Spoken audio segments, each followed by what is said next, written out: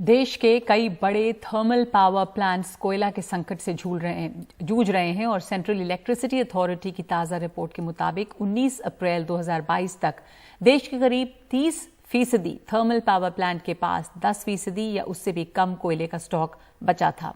इसकी वजह से कई हिस्सों में डिमांड बढ़ने की वजह से पावर सप्लाई पे बुरा असर पड़ रहा है।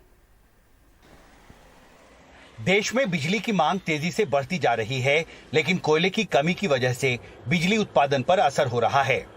सेंट्रल इलेक्ट्रिसिटी अथॉरिटी की ताजा डेली कोल स्टॉक रिपोर्ट के मुताबिक 19 अप्रैल 2022 को देश के 164 बड़े थर्मल पावर प्लांट्स में से 27 थर्मल बिजली घरों के पास 0 से 5% तक ही जरूरत का कोयला स्टॉक बचा था, जबकि 21 थर्मल पावर प्लांट्स के पास 6% से 10% तक नॉर्मेटिव स्टॉक के मुकाबले कोयले का स्टॉक बचा था। यानी देश के 164 बड़े थर्मल पावर प्लांट्स में से 48 यानी 29.26% के पास 10% या उससे भी कम कोयले का स्टॉक बचा था। जाहिर है देश में कोयले का संकट बढ़ता जा रहा है और इसके साथ ही इससे निपटने की चुनौती भी।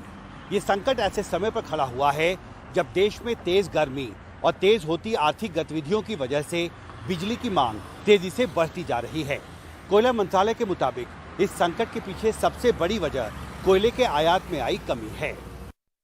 कोयला मंत्रालय के सूत्रों के मुताबिक देश में कुल कोयले की जरूरत का 20% से कुछ ज्यादा ऑस्ट्रेलिया और दूसरे देशों से आयात से पूरा होता है। हाल के महीनों में अंतर्राष्ट्रीय बाजार में कोयला काफी ज्यादा महंगा हुआ है। इस वजह से कोयला इंपोर्टरों ने आयात कम कर दिया है। हालांकि हाल के दिनों में कोल इंडिया और उसकी सहयोगी कंपनियों ने कोयला उत्पादन बढ़ाया है।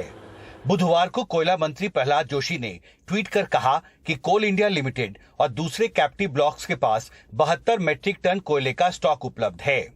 अप्रैल महीने में ही कोयले का प्रोडक्शन 27% तक बढ़ा है और पिछले साल के मुकाबले थर्मल पावर स्टेशनों को सप्लाई 14% तक बढ़ी है। लेकिन इसके बावजूद कोयले के आयात में आई कमी की भरपाई नहीं हो पा रही है। एक तो देखिए डिमांड बहुत चढ़ गई है, दूसरी ये कि कोल स्टॉक्स जो अपने हैं सडनली डिमांड बढ़ गई है, इंपोर्टेड कोल की कीमतें भी बढ़ी हुई हैं। मगर एक और फैक्टर जो है जो कीमत बढ़ाता है वो है रेलवे को, जो हमारा फ्रेट मूवमेंट जो है वो बहुत एक्सपेंसिव है।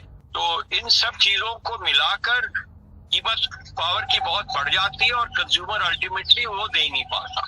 ये 3-4 सॉल्यूशंस जो है मैं समझता हूँ इन द फ्यूचर ये लाभदायक रहे।